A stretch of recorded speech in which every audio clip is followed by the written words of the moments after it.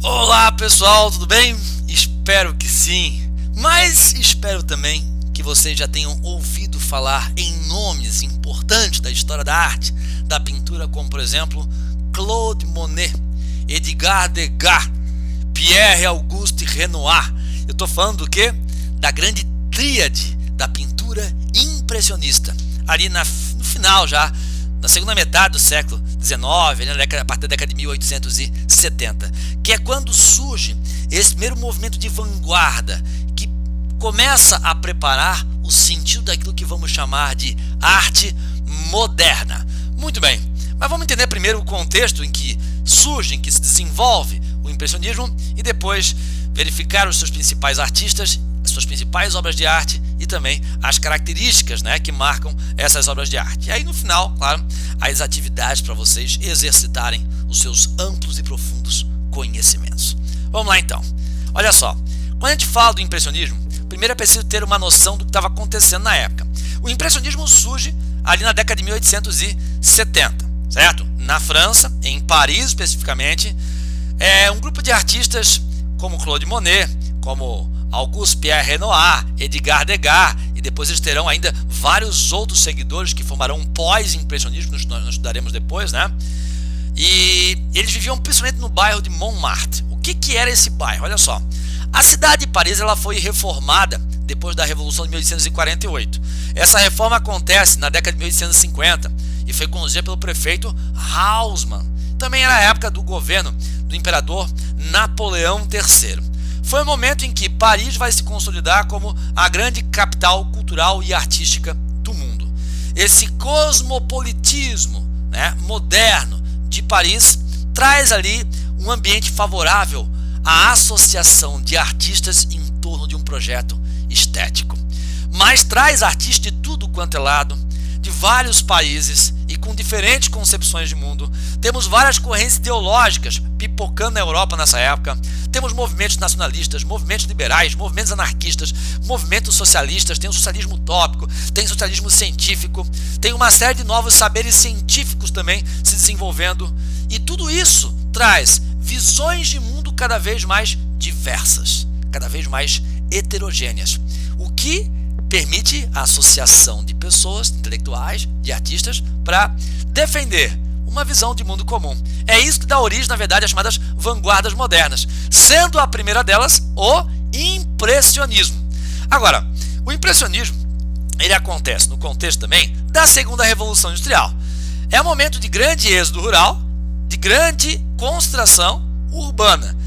A reforma de Paris, da década de 1850, certo? Então vai criar condições para que a cidade de Paris pudesse comportar ainda um maior número de pessoas vindas do campo, mas também de vários outros países, Então, Paris passa a ser a meca da arte mundial, certo? O que cria esse ambiente, como eu disse, favorável à associação de pessoas em torno de uma mesma ideia, em torno muitas vezes de um mesmo projeto estético, de um mesmo projeto artístico, É aí que surgem as vanguardas modernas, sendo o impressionismo a primeira delas. Agora, o impressionismo ele surge no momento também onde há um grande desafio para as artes plásticas, que seria a invenção da fotografia, através da criação do chamado daguerreótipo, certo? Que seria se inventar ali por Daguerre. Então, seria a primeira forma de máquina fotográfica. Temos aqui então as fotografias do século XIX em preto e branco, com uma baixíssima resolução, e se pensava o seguinte: ora, os artistas sempre estiveram preocupados em captar a realidade, mas agora tem a fotografia que capta essa realidade, mas a fotografia não dá cor a essa realidade, e é aí que o impressionismo encontra, certo? Um meio de ainda dar sentido à pintura, certo? Às artes plásticas, e vão inclusive procurar uma resposta para tornar a pintura mais realista no aspecto técnico, científico, inclusive, do que a própria fotografia que se produzia naquele contexto, certo? Então tá, os principais artistas, como eu falei, foram os franceses Claude Monet, Edgar Degas e Auguste Pierre Renoir, certo? Então eles aqui na sequência, nosso amigo Monet, nosso amigo Degas, o pintor das bailarinas, certo?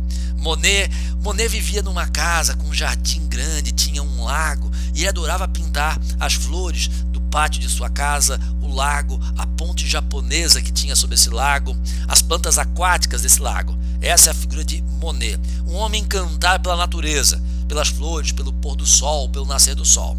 Já o nosso amigo Edgar Degas é um cara encantado pela arte do balé, pelas bailarinas, pela vida noturna, por esse aspecto mais introspectivo que a vida noturna traz, a melancolia, por exemplo.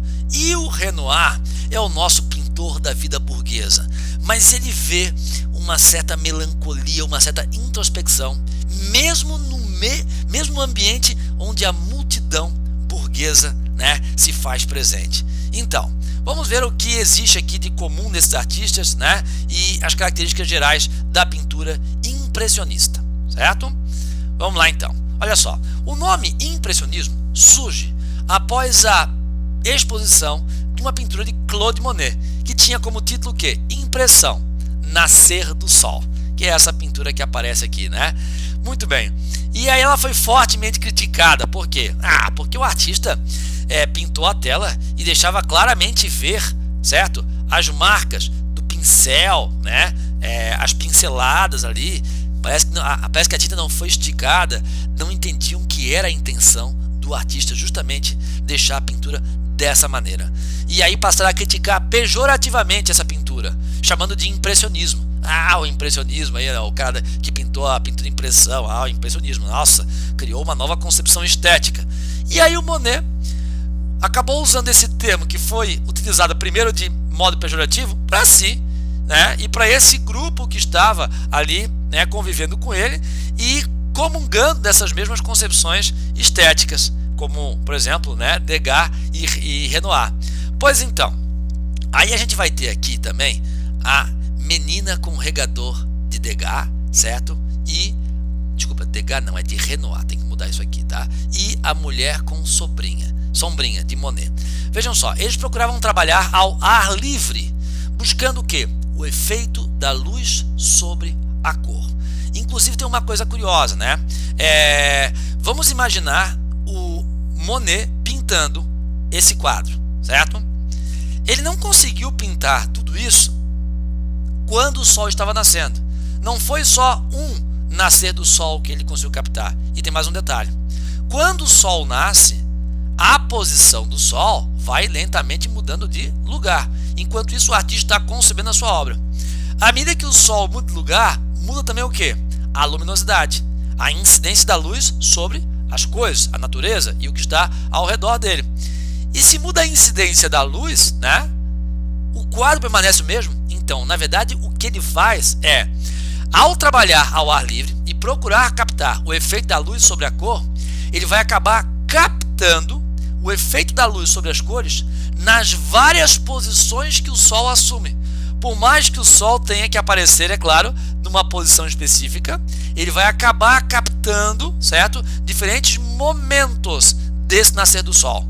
Não é uma pintura flagrante, é uma pintura que acompanha um certo movimento da incidência da luz sobre as coisas, os objetos, a natureza, certo? Então o impressionismo aí, a composição impressionista tem uma relação do artista com o tempo, que deve ser considerada. Agora, por que, na verdade, essas pinceladas cruas que aparecem aqui claramente na obra, né? Por que ele não diluiu a pincelada para esconder a pincelada? Porque nesse momento nós temos um grande avanço dos estudos científicos sobre a óptica, né? Esse campo aí de estudo da física que vai, digamos, chegar à seguinte conclusão, certo? Aquilo que nós vemos é o que nossos olhos conseguem reunir, certo? Os nossos olhos fazem o quê? Eles reúnem uma série de pigmentos de cor. Juntam esses pigmentos e dão sentido a esses pigmentos.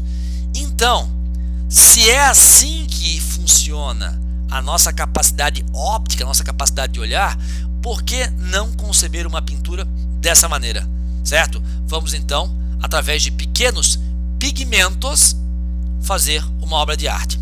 Por quê? Porque o olhar do espectador é que vai organizar esses pigmentos e dar sentido. Olha só, se vocês pegarem essa pintura aqui, certo? E recortarem dela uma pequena parte, vai ser difícil identificar o que ela é, tá? Se pegar aqui, ó, por exemplo, isso aqui, ó, um recorte, vai ser difícil identificar o que é um sol, por exemplo. Por quê? Porque a percepção óptica depende da capacidade que o nosso olhar tem, nossa visão tem, né, de reunir esses vários pigmentos espalhados na pintura e dar sentido a eles. Claro que o sentido depende de uma memória visual, né?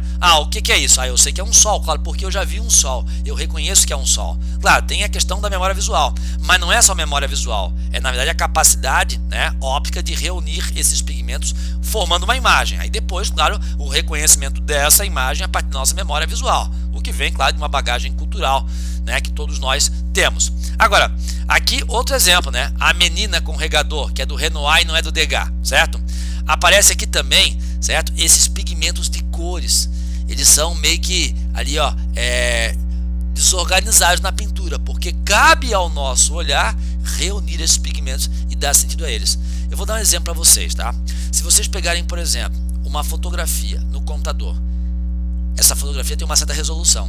Se vocês expandirem essa fotografia, esticarem ela ao máximo, ela vai ficar toda pixelada, certo? Os pixels, ou seja, a gente percebe que na verdade uma imagem é composta por quê? De vários pigmentos. E esses pigmentos são o quê? Os pixels, por exemplo, numa imagem, né, virtual encontrada numa televisão, por exemplo, numa fotografia. Essa percepção de que uma imagem é resultado de vários pigmentos já se construía na ciência óptica do século XIX. Os impressionistas, os artistas do impressionismo captaram essa informação e colocaram isso como grande meta estética, tá? E por isso vão abandonar o contorno, certo? A realidade não é feita de contorno, a natureza não tem contorno. A natureza tem, na verdade, o que? A junção de vários pigmentos, né? A mistura de vários pigmentos que o nosso olhar vai organizar e reconhecer e dar sentido, certo? Muito bem.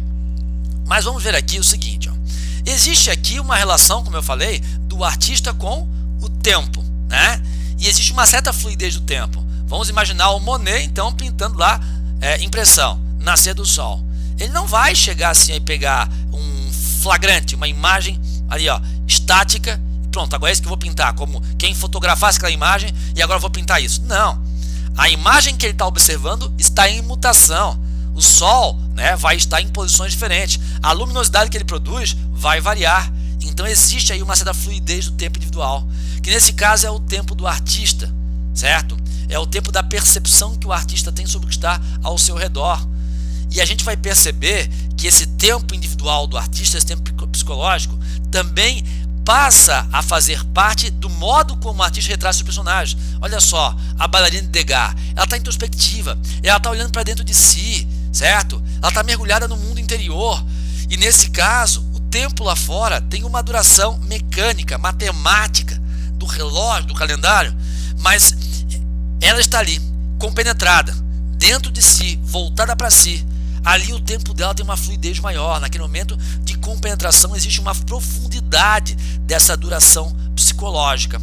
A mesma coisa também aqui, certo? Em que Renoir, mesmo retratando uma cena coletiva, onde a burguesia aparece reunida num lugar de relativa aglomeração, ela busca uma certa introspecção do olhar, esse sujeito mergulhado para si, mesmo no auge da segunda revolução industrial, mesmo no contexto onde a vida da multidão é uma das coisas que faz parte, né, da modernidade. O Renoir vai buscar essa individualidade, mesmo num contexto em que muitos procuravam retratar o que havia de coletivo nessa novidade da modernidade, que era a multidão. Então temos sim elementos do romantismo que se manifestam na pintura impressionista. A pintura impressionista ela não é só uma nova técnica de pintar, ela tem também uma concepção sobre o homem, né, que valoriza essa introspecção e também a melancolia. Mas o que é a melancolia? Melancolia não é a tristeza.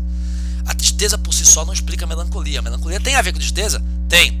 Mas melancolia, certo? E quem vai definir isso melhor talvez tenha sido o poeta chamado Keats, certo? Um poeta inglês. E ele vai dizer o seguinte, ó, ele vai dizer que a melancolia, na verdade, é uma consciência estética, de saber de que aquilo que está diante de nós e que é belo, logo depois deixará de ser.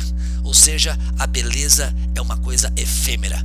porque o mundo está em constante transformação. Como dizia Marx, tudo que é sólido se desmancha no ar, ao analisar a vida moderna, né? E de fato a vida moderna tem isso, né? Tudo se desmancha, tudo se faz rapidamente. O que era moda há um ano atrás já não é mais, né? Ou há uma década atrás, naquela época, já não era mais. Então tudo se transforma muito rapidamente. Então há uma certa a melancolia, é isso, é a percepção de que a beleza, né, ela na verdade se transforma rapidamente, e aquilo que hoje é belo pode deixar de ser. É esse entristecimento diante do caráter efêmero que a beleza tem. E esse entristecimento para um artista, né, é algo muito profundo, porque o artista se ocupa justamente do quê? De retratar aquilo que é belo, certo? Nem todos a gente sabe, mas essa é uma preocupação do impressionismo, sem dúvida, tá bom?